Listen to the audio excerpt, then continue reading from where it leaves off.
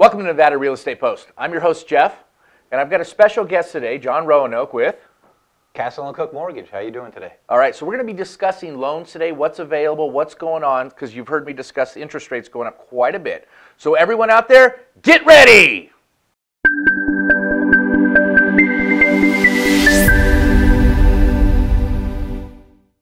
All right, so we're back. Now, one of the things that I've been talking about is, if you caught my videos, the interest rates have really been kind of escalating up. And that's what I brought John in here for too, was to kind of discuss that. So one of my questions is, where do you see interest rates going, say, by the end of the year? Excellent. Great question. There's a lot of talk about that, especially with what's going on in the world economy and with all the reports about the U.S. economy being super strong. A lot of the government program for buying and keeping the rates down has gone away. And it only makes sense that our rates are going to go up. Our rates were falsely kept down.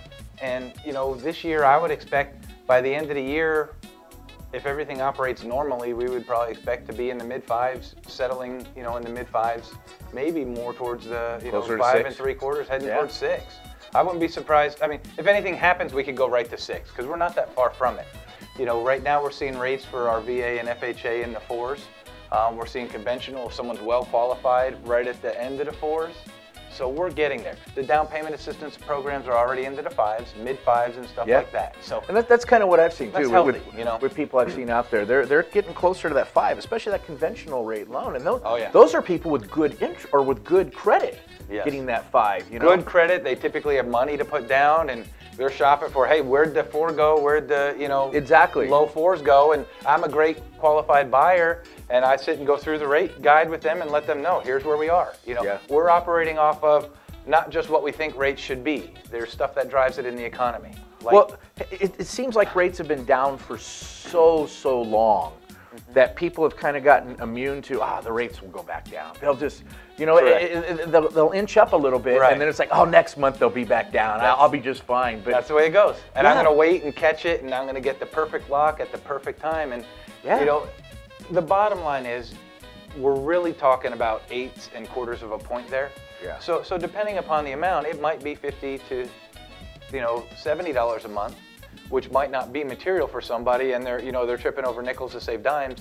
And whereas, you know, the other people who are on the edge, when that $70 to $100 difference matters, you know, that might impact qualification and stuff like that. So really trying to keep people in the best position. We know interest rate or the inventory is really down.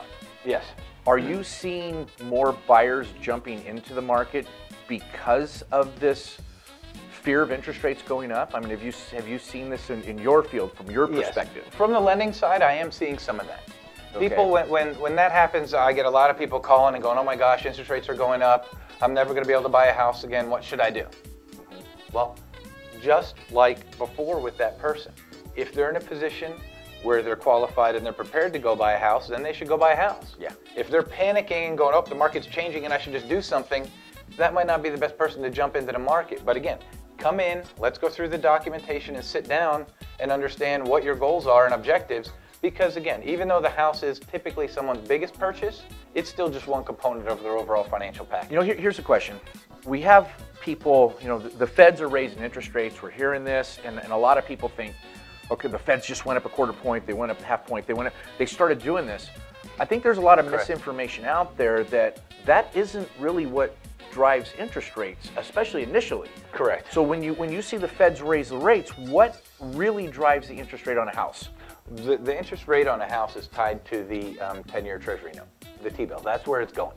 So depending upon what is happening with money there, and that does get impacted somewhat with the Fed raising rates, because when the Fed's raising rates, that handles the flow of money going from cash to bonds and in the stock market and out of the stock market and then into the bond market. So yes, when they raise rates, typically that's showing that the economy is strong and healthy, and more people are going into equity positions. So the money does end up coming out of bonds, and our interest rates end up going up. But it's not just because they said their rates went up, our rates went up. Yeah. That's not the way it works. Again, our rates do have to go up. Typically the way it ends up working is we've heard a lot of talk about meetings coming up and they're going to raise, and they might raise in June, but they might do a small raise in May, and no one's sure what's going to happen. Most of the market typically trades on rumors.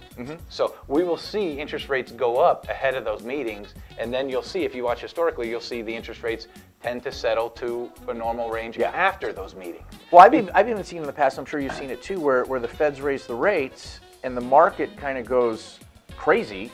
So people will pull money out into something safer, the T-bill, and then the rates actually come down in the housing market when they just went up in the, so. Exactly, from the Fed side. That's exactly it.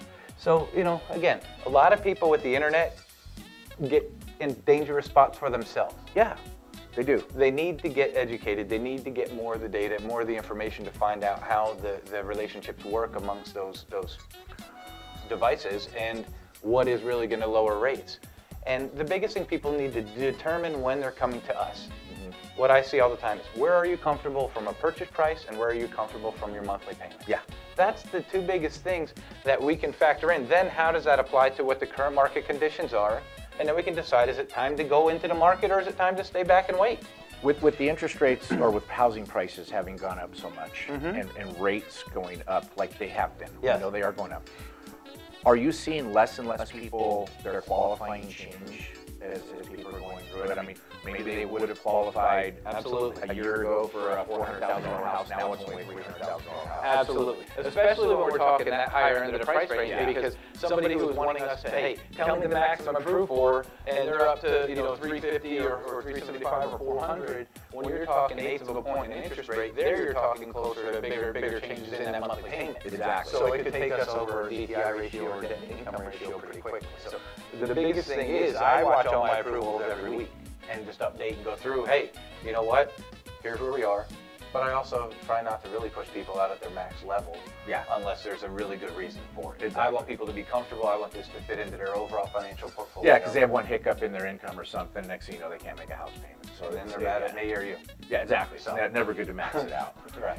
What programs are you seeing people use the most? I know a couple of years ago, FHA was like, everybody went FHA. Everybody was going FHA. Well, FHA was great here. You could go up to $400,000. Yeah. Now people go, oh, that's only $300,000 or $287,000 and those numbers, but they feel restricted by that.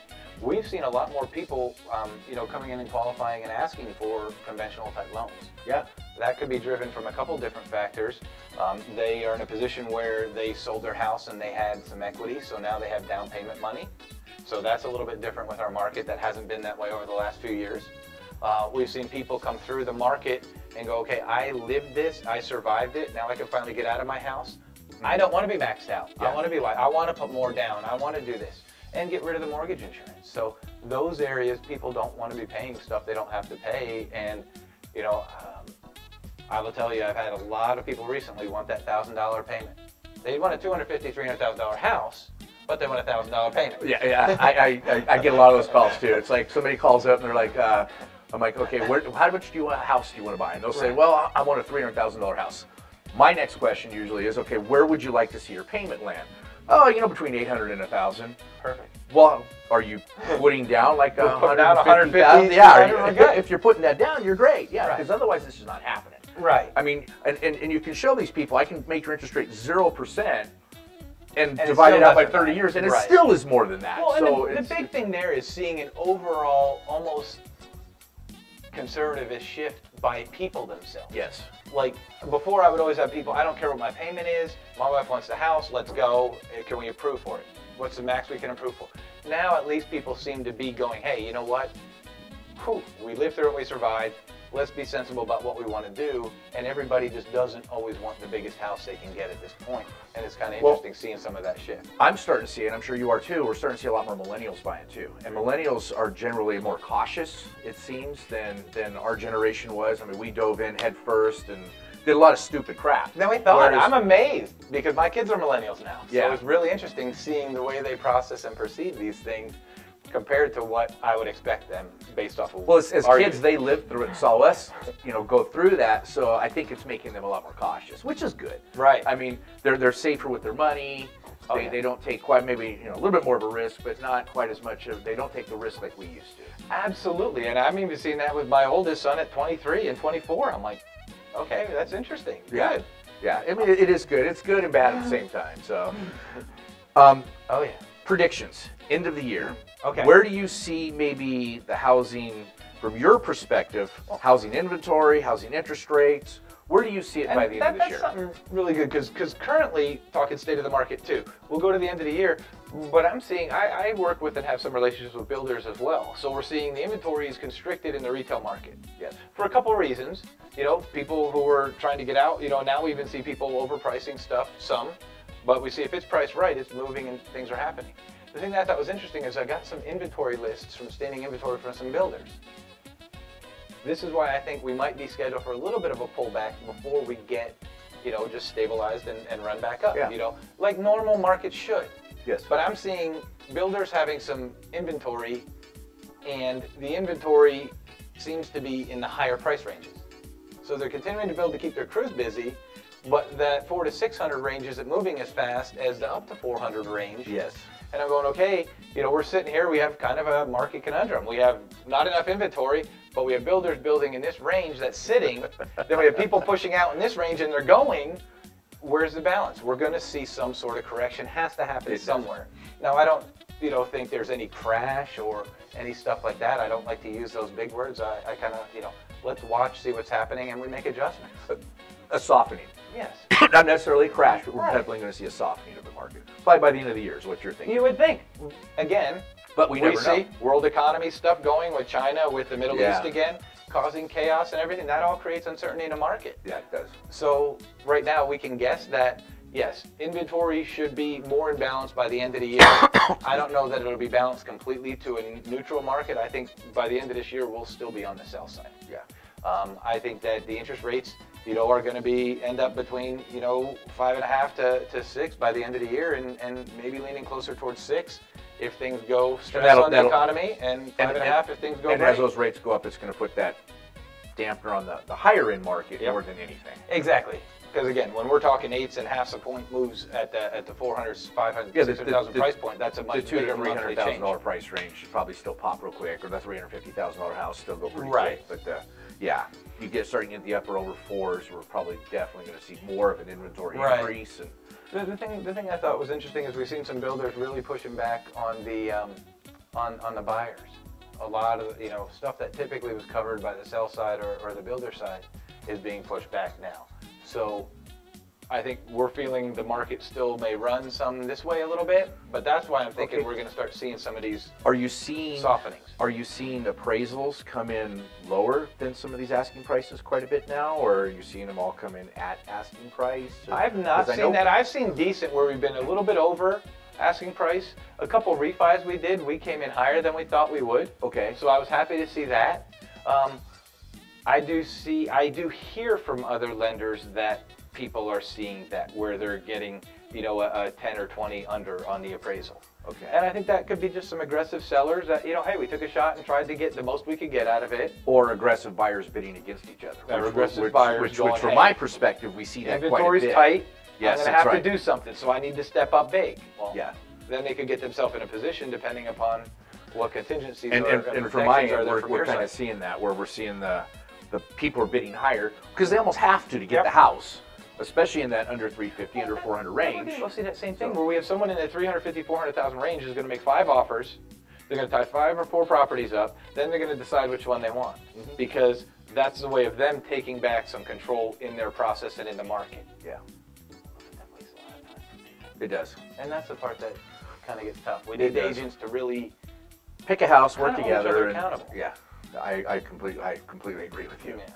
So, well, quite a bit of information today. Perfect. So you've heard predictions, you've heard rates where they may be going, about some of the loan programs. We discussed that, what affects the rates. So quite a bit of information. I would recommend, you know, if you really want to know what's going on, if you're looking at buying or selling a house, go through this and, you know, and be sure to give me a call. My name's Jeff. And I'm John. Our numbers are going to be right here on the bottom. You can see them the whole time. So there's our phone numbers. Be sure to give us a call. And everyone out there, make it a great day!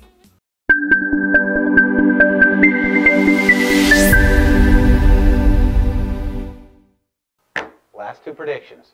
Vegas Golden Knights winning the Stanley Cup. And I don't think the Yankees are going to win a World Series this year, but 3 out of the next 5 they will. There you go. I'll leave that in there too.